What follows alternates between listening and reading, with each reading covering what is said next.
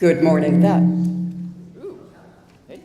Good morning. That was absolutely fabulous. Thank you so much. I love this time of year because we always get we get this all the time actually, but we have great music and there are great opportunities for us to share the music with each other. So I'm delighted. I'm Wendy Jessup. I am honored and thrilled to be a member of your board of trustees. I'm grateful, and in fact, I realized this morning as I was talking to another board member, just sort of chit-chatting, thinking, you know, this is my family. You are my family, and you are my community, and I am so grateful for that. We are a community that upholds the sacredness of all people, and that's what drew me here. All backgrounds, races, sexual orientation, gender identity, disabilities and abilities, both seen and unseen, as we move through this sort of journey that we take with life. And it's wonderful to have people walking with us as we work together tirelessly to make the world a better place, if only for a few, but we hope to expand it to a greater community. I have enormous gratitude for what's happening. Holiday services are always wonderful. We've got a lot of opportunities of service to the community, as well as you hear at the back of the order of service, and we also have in connections. And I hope that you will participate in whatever way you can, and if you have needs, participate and let us know the needs as well. We've got a number of announcements, and they kept coming in this morning. The first one that I'd like to bring up is an announcement about fundraiser that we've got going on for our former lobby attendant who passed away last February. Jason Jenkins was just a wonderful, kind, always smiling, always lovely, welcoming presence. And when I was in Chalice Theater, he would come and sort of sit and watch, and we kept on saying, "Come on, Jason, let's come and join us with us." So he passed away last February, and we miss him greatly. We do have a fundraiser. We're trying to raise funds for a bench in his honor to be placed in the front hall. So we are collecting money. If you've got any questions about this, please contact Rachel Burnett. Rachel, I don't know if you want to stand up or whatever. I don't mean to put you on the spot, but hands may be hard to see. But you can also contribute. You can also, write a check and say it's for the contribution for that. We've also got an important delegation. Again, this is part of our service. We've got an important delegation that Rev CTC is leading, going to Guatemala from March 1st through 9th. To witness the work that our two partners, NISGWA, that sponsors human rights accompagners, and ADVIMA, which supports scholarships to Mayan middle school and high school students. There is an Alianza's table that will be in Fellowship Hall. Please come and find out more about that and join in that, either support it with your resources or come and find out and join the trip. Also, it's again, very busy season. We've got a couple of other things going on. We've got our Saving the Earth Bite by Bite group has got a guest speaker, Dr. Vanita Raman. She will be discussing transforming the planet through nutrition. Learn the link between food choices and your personal well-being and the well-being of the planet. They'll be meeting right after the service in the boardroom. And let's see, I think the last one is, please join us after the service in Fellowship Hall for coffee and congregation. If you want a quieter, less busy space, or you want to have one-on-one conversations, we also have the welcome room, which is down the hall, the first hallway on your right at the end of the hall. Please come and join. There will be folks there to talk with you. One of our Sunday ambassadors. So this is something that we did before, and we are bringing it back up because it's a wonderful, quiet place to do it. So whether this is the first time that you're sharing Art Sunday morning with us, here or online, or if you're a lifelong member, you are a member of it. You are one of us, and we really welcome you here. As I said, you are my community, you are my family, and you are my people. So thank you very much, and look forward to seeing you at some of the upcoming services. Thanks. Hello, church. I'll just take that, I guess. So, it's December, And yesterday, my grandson, who is 11 and pretending he still believes in Santa Claus, said to me, "Gigi, it's only 18 days." I was like, "Excuse me? There's only 18 days." And he handed me a piece of paper, and then he said, "Could you give this to Santa for me?" So I'm trying to decide if I'm going to play along with the game this year, or we're going to see where this goes by the time we get to Christmas Eve. Welcome to the Unitarian Universalist Church of Arlington, Virginia. It is good to see you this morning. I am the Reverend Carol Thomas Cissel. I have the pleasure of leading this tribe of amazing people as the Minister of Social Justice and Community Development. Sunday morning in particular does not happen in a vacuum. We have David over here, our musical director. We have a special musical guest this morning. Leo is here with his violin. We have the bells, who are going to also bring us Christmastide. This is a good Sunday to be in church. Whether you are here in the pews or you are watching online, welcome. And let's take a moment to actually welcome each other physically. Please say hello to someone you came with or say hello to someone new.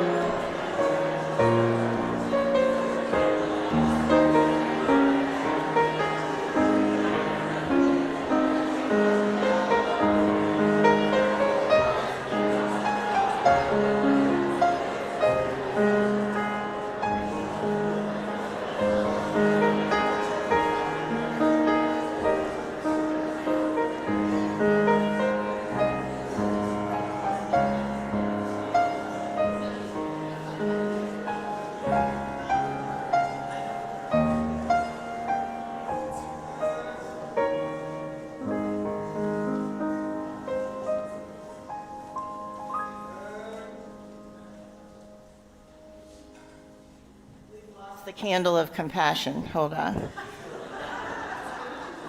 It was there last night. Oh no! We're going to try it with this one. It might be, if it doesn't light, it'll be a figurative. Oh no, wait, let's use this one. It'll I got a actually. little tea light. That'll work. Go ahead. All right, well, each week before we light our chalice, we first light a candle of compassion, a symbol of our care for and solidarity with all who are suffering, all who are experiencing violence, all who are fearful or lonely. This week, we especially think of those struggling as we move deeper into the dark and cold of winter. You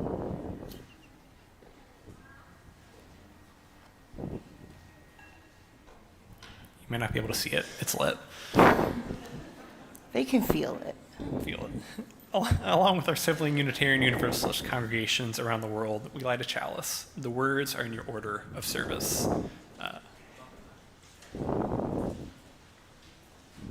We're starting something new. We have chalice lighters on Sunday morning.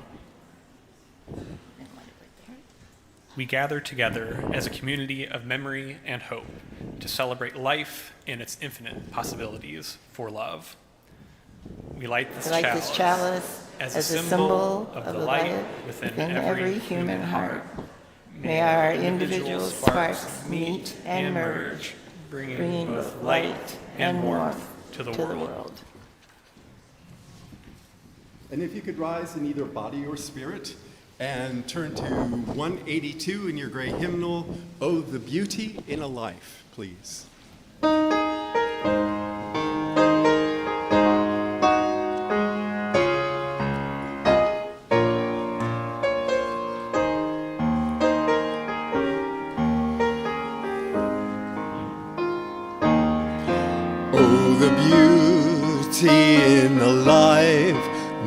that illumines honor anew, that models wise and gracious ways to every seeker, that every day shall serve in joy and do the right. Oh, praise the life whose beauty shows a justice true.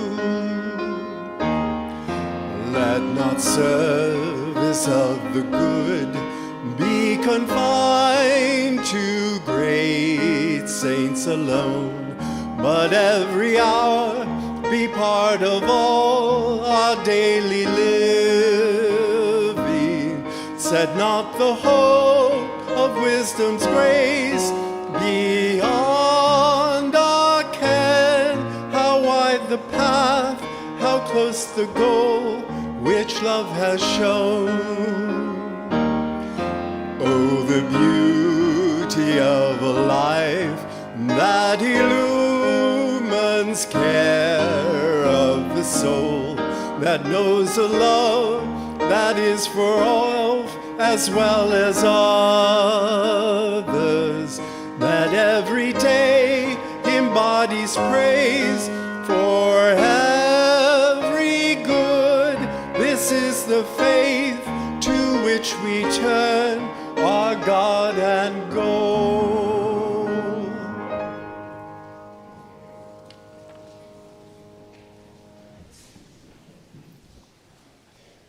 So before the wisdom lesson, since I skipped the call to worship, because all our fire is not working this morning, I want to offer you this call to worship.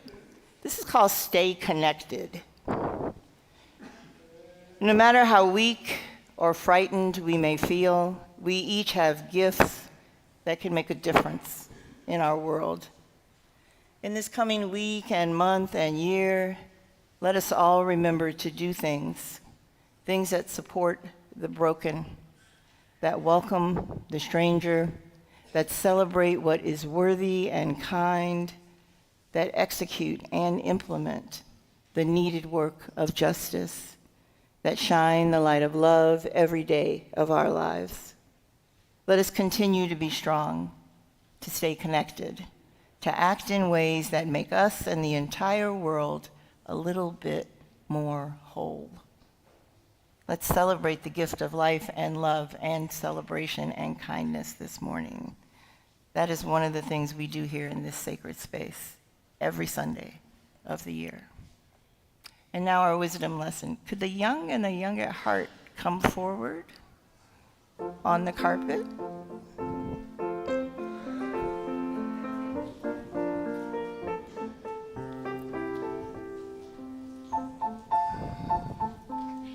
Hey, friends. How you guys doing? Hey, Zeke. Come on up.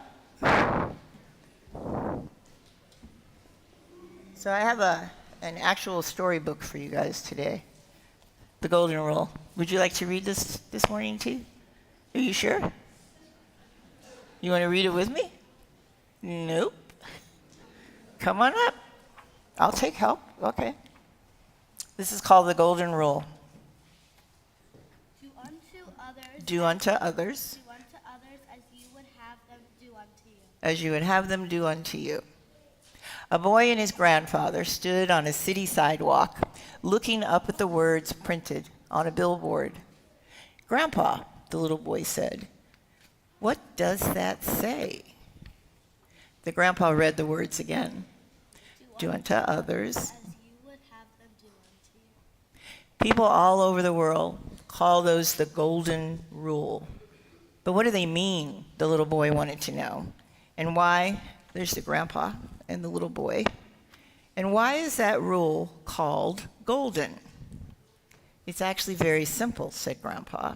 It means this: treat people the way you would like to be treated. It's golden because it's so valuable. And it's a way of living your life that is so simple, it shines brilliantly. Grandfather led the boy to another billboard farther down the sidewalk. Some people, the Golden Rule put the golden rule in another way. Do nothing to other people that you would not like having done to you. Do nothing to other people that you would not like having done to you. Either way, Grandpa said, it's a very good rule. Well, who's it for? You, me, anyone can practice the golden rule, said Grandpa. It's a rule that's the same for children and grown-ups. Same rule.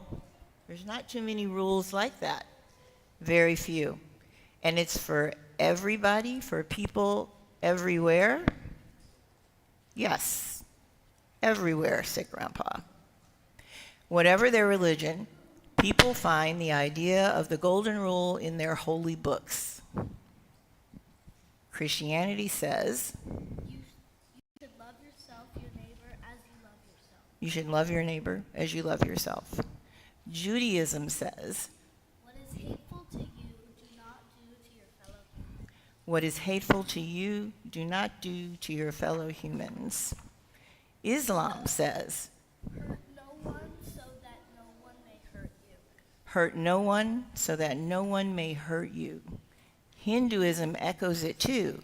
It says, This is the sum of duty, to do nothing to others which you would cause them pain. this is the sum of duty, to do nothing to others that would cause them pain. And Buddhism says, Do not do to others what would hurt you. do not do to others what would hurt you. And the Shawnee tribes say, Do not kill or injure your neighbor, for it is not he or she that you injure yourself. do not kill or injure your neighbor, for it is not he or she that you injure yourself. The little boy and his grandfather sat down on a park bench.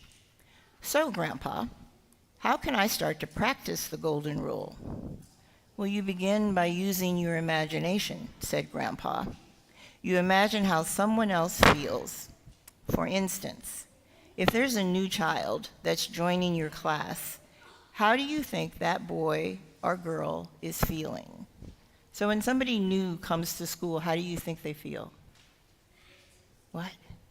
Scared? Mm-hmm. Bad? Sad?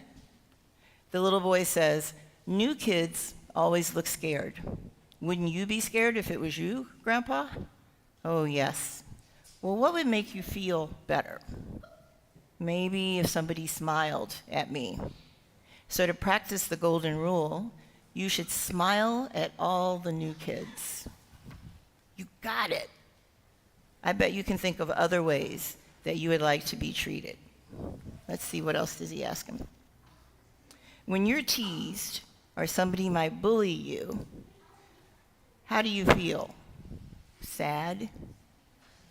Mad? Small? When I get bullied, I feel small. Sad, mad, small. Do you feel like that if somebody's picking on you or teasing you? Yeah? Nobody likes that. So the golden rule would say what? What do you guys think? Don't do it to other people because you wouldn't like that being done to you. Exactly. I can do that and do other things too, said the little boy. I can tell the truth because I don't want to be lied to. I want people to listen to me, so I should listen too. When I'm sick or tired, sometimes I need help, so I should offer my help to other people who need it. Now you're getting the idea, said Grandpa. The boy looked at his grandfather and he said, practicing the golden rule seems like it might be hard. And Grandpa said, I said it was simple. I didn't say it was always going to be easy. This is a very big thing, isn't it? Said the little boy. Yes, it's very big, said Grandpa, and it's very small, and it's very old. It's been around for thousands of years. You're right, my boy, thousands of years. How do you think everything might change if we all lived by the golden rule? What do you guys think? People would be nicer. Yes. What does somebody else think? Yes? Maybe robberies would stop happening. I like that. Yes. Maybe people would stop bullying other people. Maybe there wouldn't be any more wars. Yeah. And one more. We might have world peace. Wouldn't that be something? If everybody followed the golden rule, world peace, no more wars. Yes? Don't hurt anyone. Exactly. And animals. Don't hurt animals either. So that's what I want you guys to think about today. As you go off to your classes and you're downstairs together, what are some ways you could practice the golden rule, and how are ways it would make the world a better place, no matter what religion you believe in, no matter where you live, no matter what your traditions are? How could the golden rule help all of us? Can you think about that for a little bit? Yes? Okay. Off you go. Thank you for helping me read. We're going to sing folks out to their classes. The words are in your order of service if you don't know them.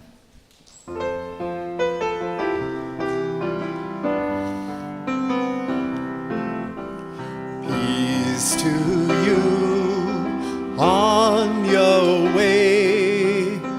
May you grow in love each day, meeting new friends and opening your mind to the wonders of the world you will find, to the wonders of the world you will find.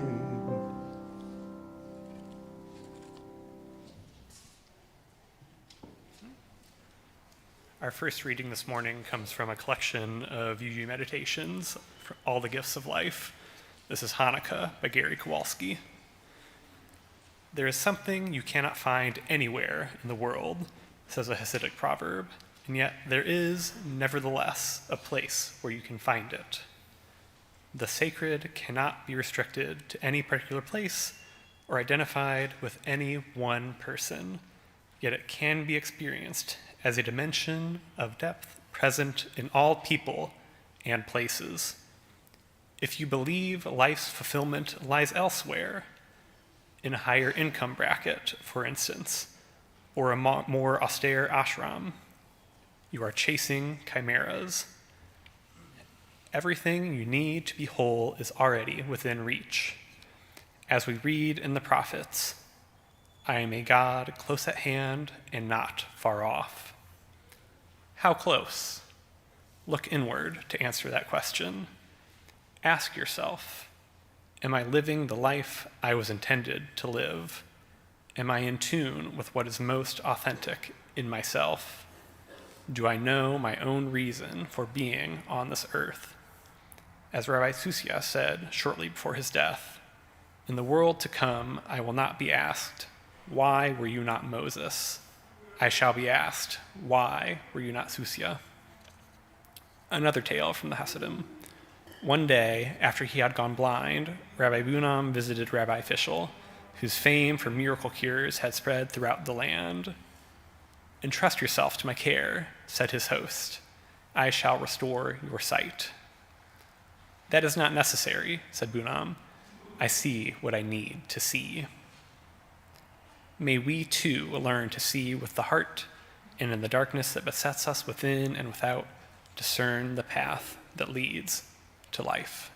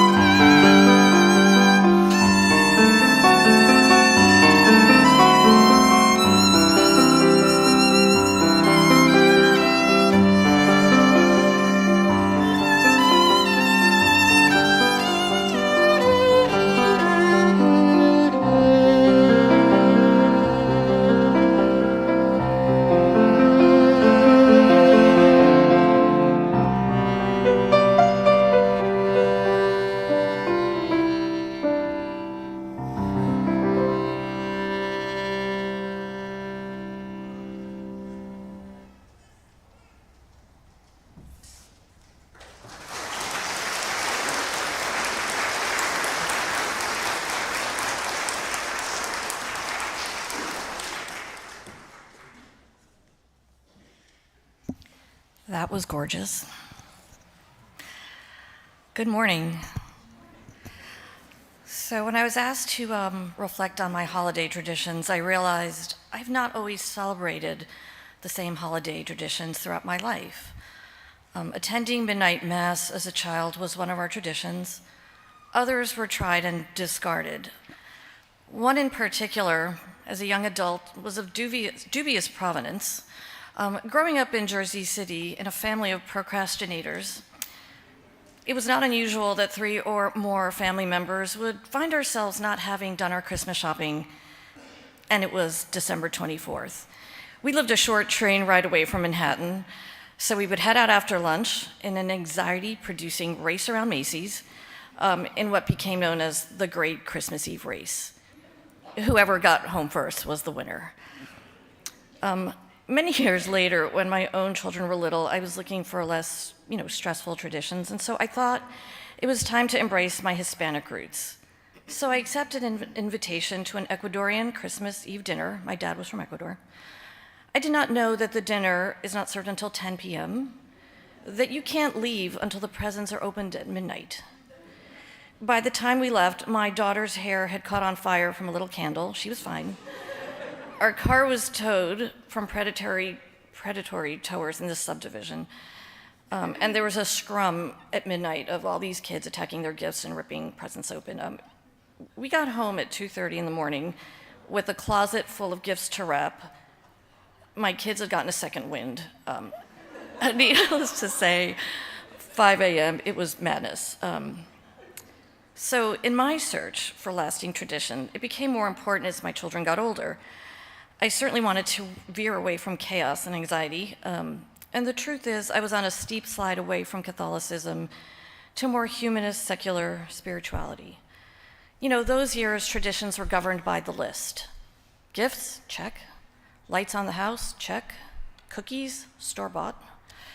My daughter, Fenley, loved to point out that Santa Claus and the 8 reindeer were a cultural ripoff of Norse mythologies. Odin and Sleipnir. Sleipnir was the 8-legged horse who could travel effortlessly around the world between the 9 realms. Get it? The reindeer?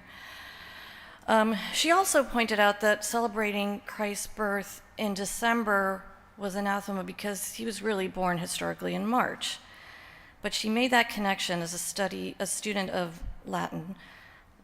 The early Christians wanted to absorb that well-established Roman festival of Saturnalia, which really marked the new year with gift-giving, raucous parties to dispel the long, dark nights, and the tradition of gift-giving really centered around giving candles. In any case, somehow, about 15 years ago, I found the UUs, and I find myself here today in this community, sharing what has become my favorite moment of the season, banishing the darkness, embracing the light, not just as a metaphor, but as a physical experience. Every year on Christmas Eve, I anticipate that part of the service where the lights of the sanctuary are turned off, it's dark outside, and we sing Silent Night. I love that sublime moment when the flame from one candle passes from one person to another, lighting the sanctuary and illuminating our community. It is a moment of respite, of calm in a chaotic world, and of hope for a better future, which we all desperately need. So I will be here on December 24th, handing out programs and candles, making sure no one's hair catches on fire, embracing the warmth of community and the hope of a growing light. I hope to see you all here. Thank you.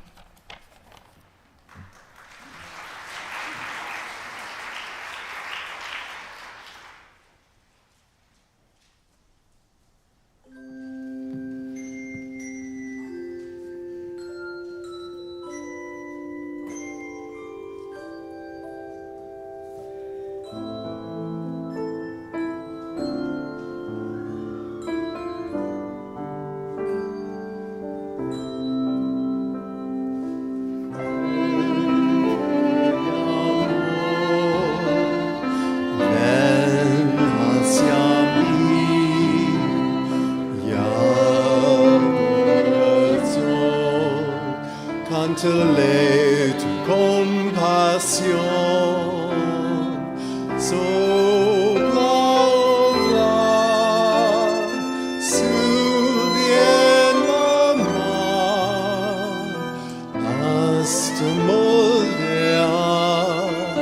la justicia de la vida. Hágame, libérame, fuente de amor, ven a mí, ven a mí, Spirit of life, come unto me, deep in my heart, all the stirrings of compassion, blow in the wind, rise in the sea, move in the hand, giving life the shape of justice. Roots hold me close, wings set me free. Spirit of life, come to me, come to me.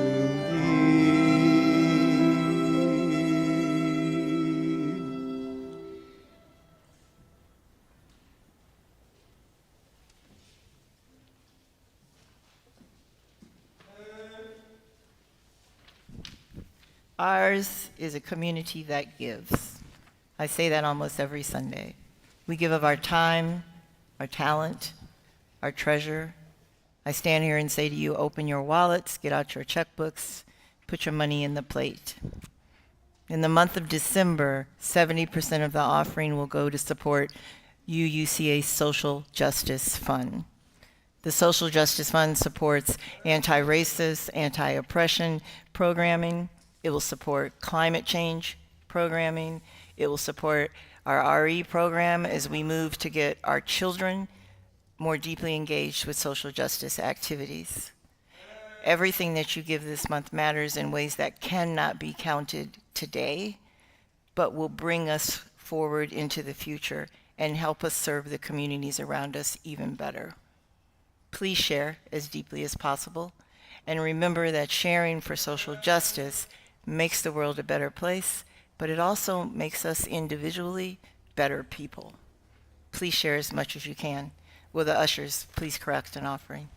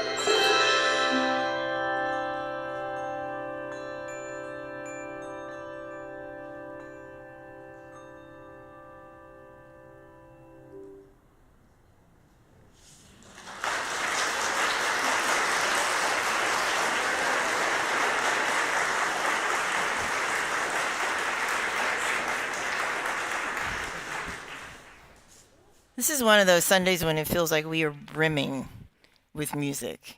We have a violinist, Leo is here. We have the bells here. I feel really blessed with the amount of music that we have. Let's bless this offering. We bless and receive these gifts, opening our hearts to true generosity. And together, let us be grateful when we give, be it time, talent, or treasure. Let us be grateful for our needs and the experience of vulnerability. Let us be grateful for those who share their gifts to nurture this congregation. Thank you all.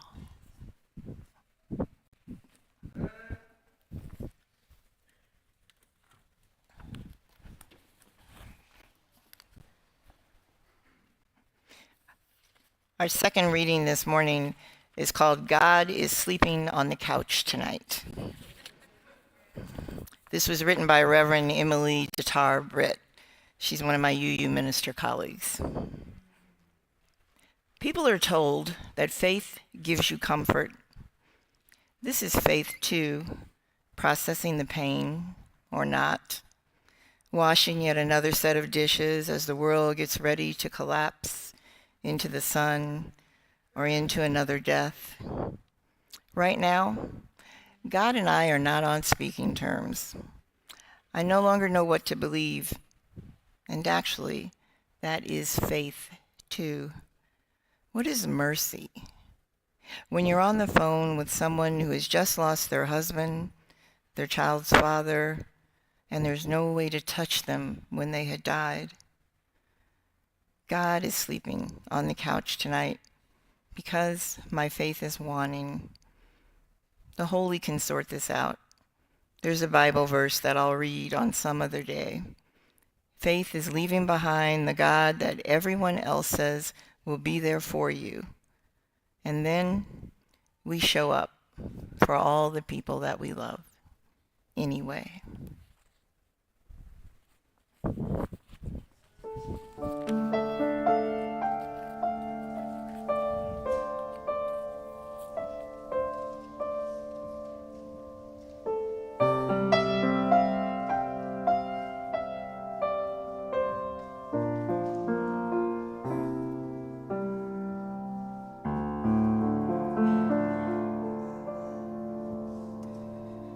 Thank you, David.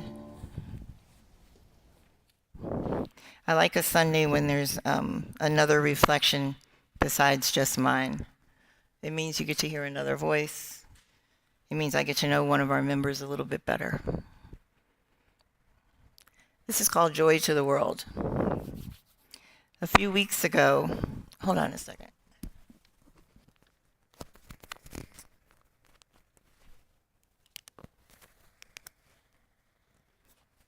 A few weeks ago, I stood on a trail near Fort Collins, Colorado. Fort Collins is about 90 minutes north of the Denver airport. The weather was amazing. The skies were deeply blue, there was sunshine, and it was cool enough that someone who doesn't enjoy getting too sweaty actually enjoyed hiking. I was in Colorado with several of our staff members. Nicole was there, Christina was with me, Nikki was there, and our fearless leader, Rev. Amanda, was there. We took the trip because we wanted to come together with other church teams, other large church teams, to share information, to talk about the places where we had been successful, to talk about the places in church work that were hard, that were challenging. Things that happen week to week that leave us feeling like we can do a little bit better. So from Saturday, November 1st until the following Wednesday, we shared. We shared meals, we talked story, we exchanged ideas. On Sunday morning, we sang hymns and worshiped together in a way that is very different from how we worship here at UUCA. Somewhere in there, we found time for that hike. And that's why I was on a trail, marveling at the beauty of our world and hoping that I didn't sweat too much. Hiking has never been one of my real joys, but one of our staff members, Christina, reintroduced me to hiking in Colorado. And that is a gift that she has given me, that there are trails that are for someone who doesn't have much capacity to breathe, that you can get to a point where you look out over the water in a very short amount of time, that you can walk one of those trails with your colleagues who are much more experienced in hiking, and they will wait for you to catch up with them. Hiking is something that I will take into the new year. It's an excellent experience. We all came home from that conference refreshed and ready for what has come, which is December and is the busiest month of the church year. It has arrived. Whether we are ready or not, December is here. Today is December 17th, and we have 18 days to go. I find myself thinking that of the blessings and the burdens and the challenges and the beauty of the holiday season somehow all come together, particularly for Unitarian Universalists. There are some of us that think, because we open our doors and our hearts and our minds to so many different systems of belief, that in the month of December we need to acknowledge Hanukkah, winter solstice, Christmas Eve, Christmas Day, Kwanzaa, Boxing Day, New Year's Eve, and New Year's Day. Take a breath. Every single one of those days has a different focus. It might be light.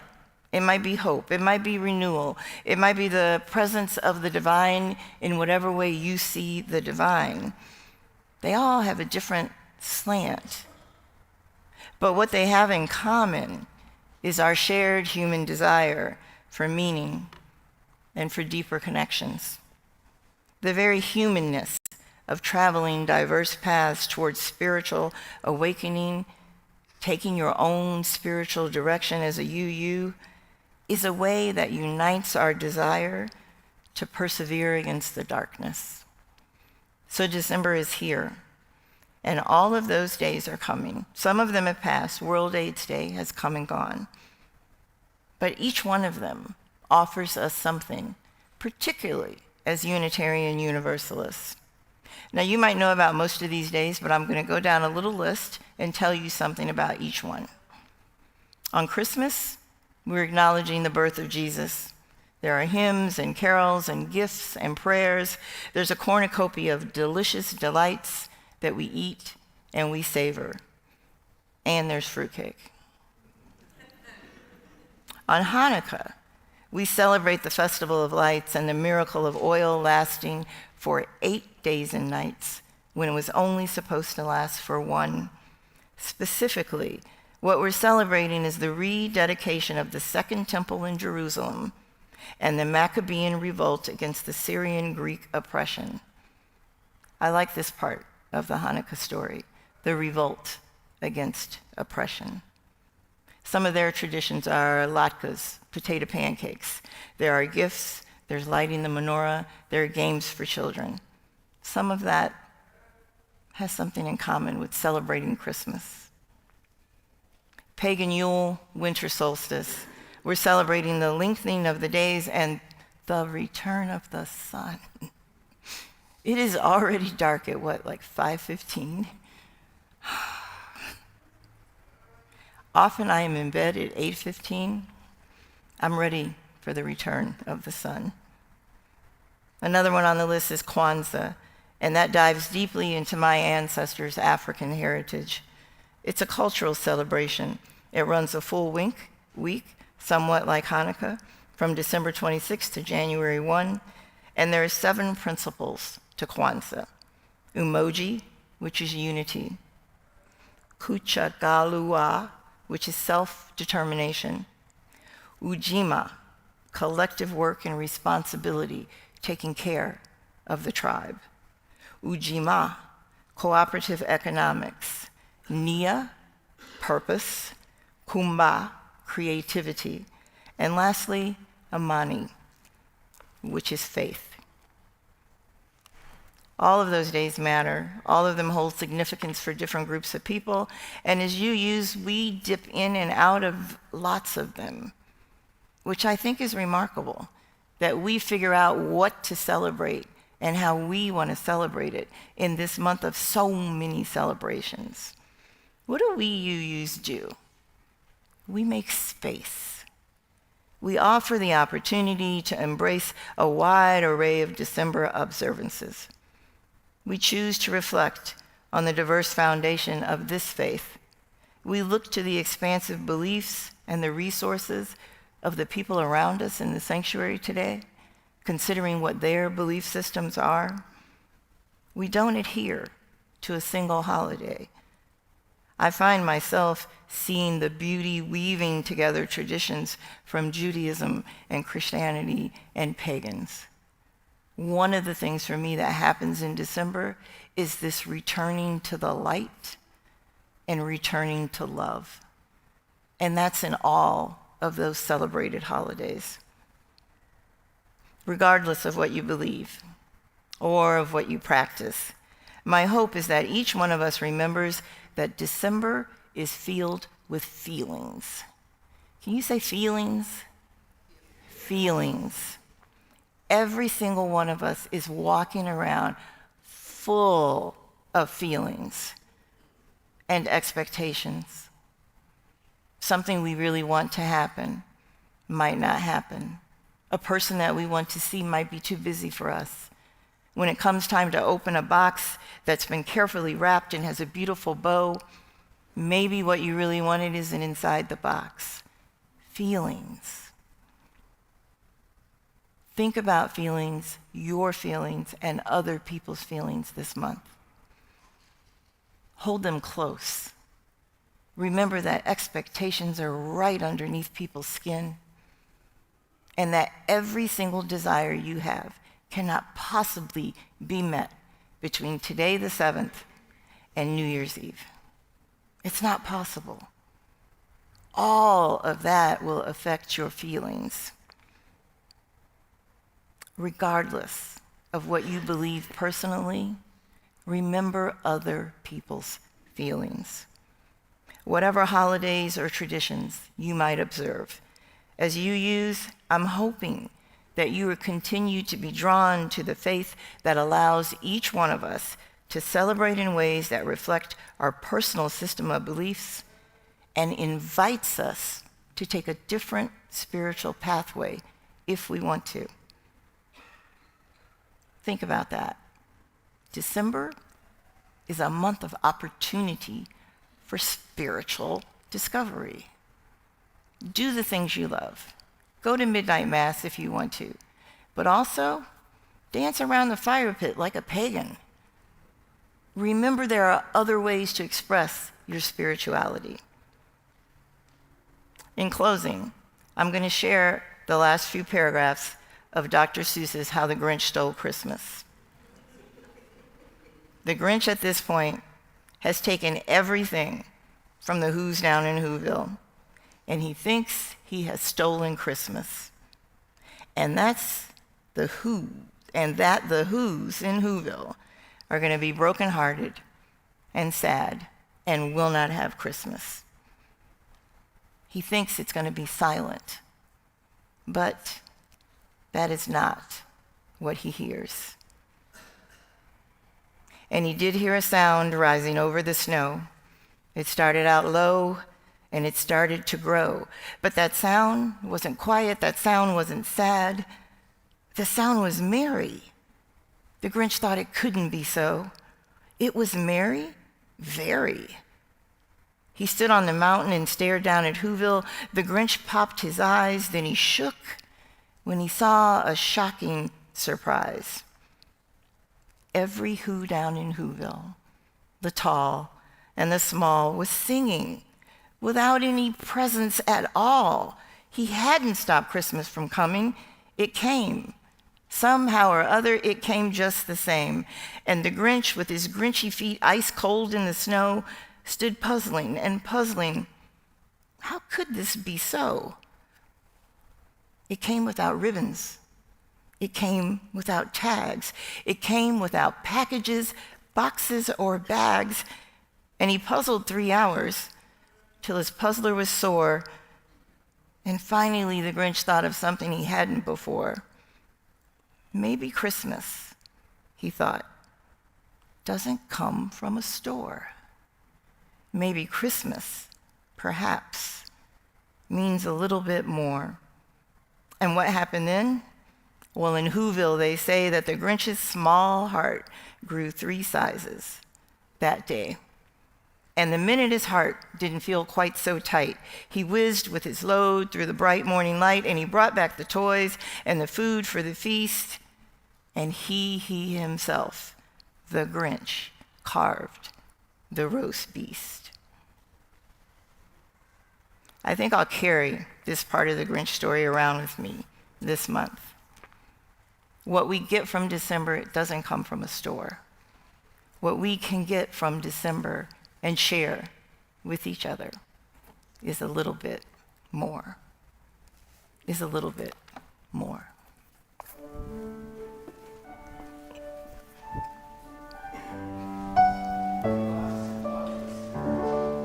Your gray hymnals to number 226, People Look East.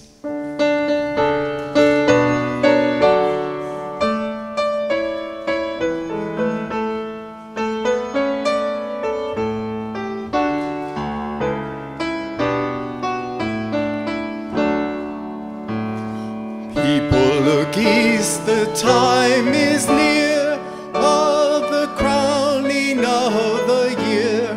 Make your house fair as you are able. Trim the hearth and set the table.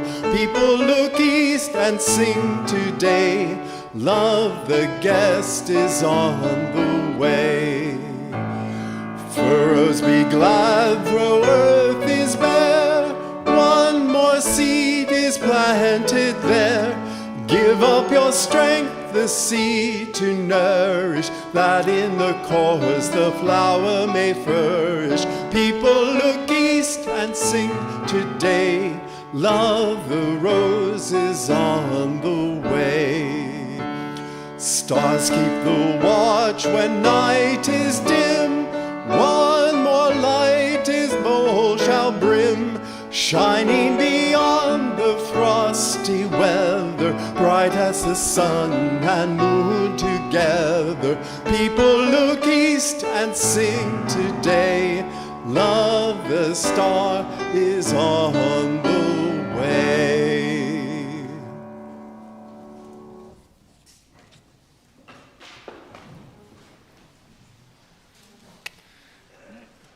Now we will extinguish the chalice. The words are in your order of service.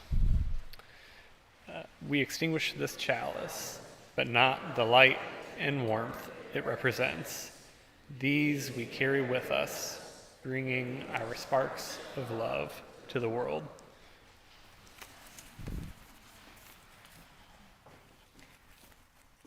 Our world and lives are complex and complicated. We can hear the world groaning around us.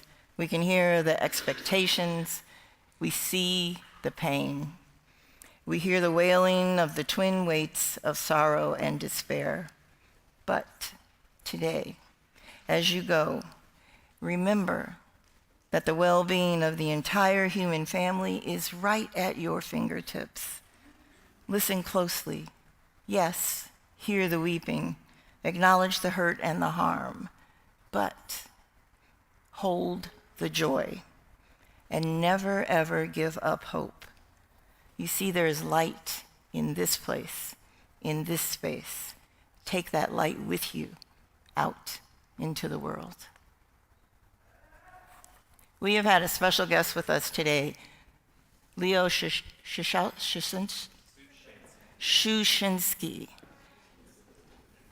Plays, did I say it right? Shushinsky. Leo has been with us, thanks Leo, several Decembers at this point. One of the highlights of my December is I get to do a blessing at the beginning of the concert that they have right here in this sanctuary. David's going to share a little bit about what Leo does, and then Leo is going to play for us again. So as Rev CTC said, we've had wonderful musical guests this morning. Leo is here doing this wonderful service for us. And also, we've had this fall officially a new handbill director. I want to make sure I say his name again this morning. Alan Payne, we're so grateful for your work with the ensemble.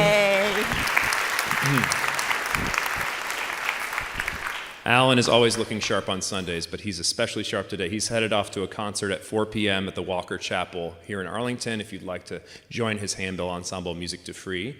And then Leo here has a performance called Holiday Cheer on Saturday, December 20th at Unitarian Universalist Church of Arlington. There'll be a young artist piano competition, a carol sing.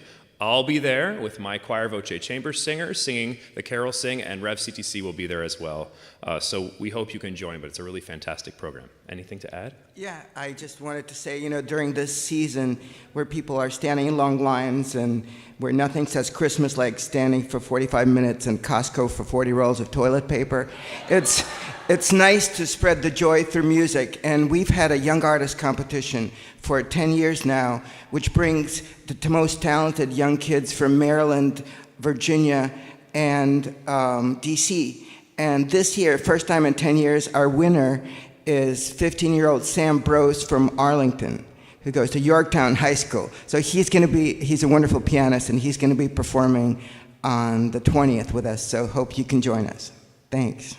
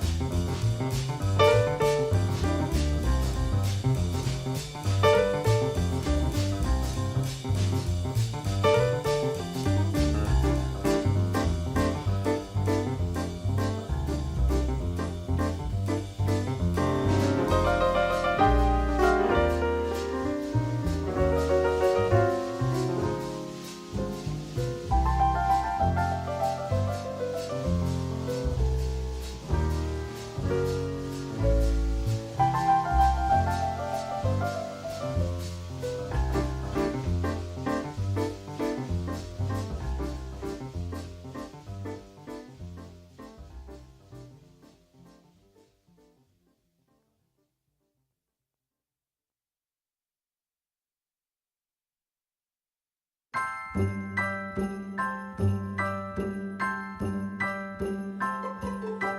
a holly jolly Christmas, it's the best time of the year. Now I don't know if there'll be snow, but have a cup of cheer. Have a holly jolly Christmas, and when you walk down the street, say hello to friends you know and everyone you meet. Oh, the mistletoe is hung where you can see. Somebody waits for you, kiss her once for me. Have a holly jolly Christmas, and in case you didn't hear, oh, by golly, have a holly jolly Christmas this year.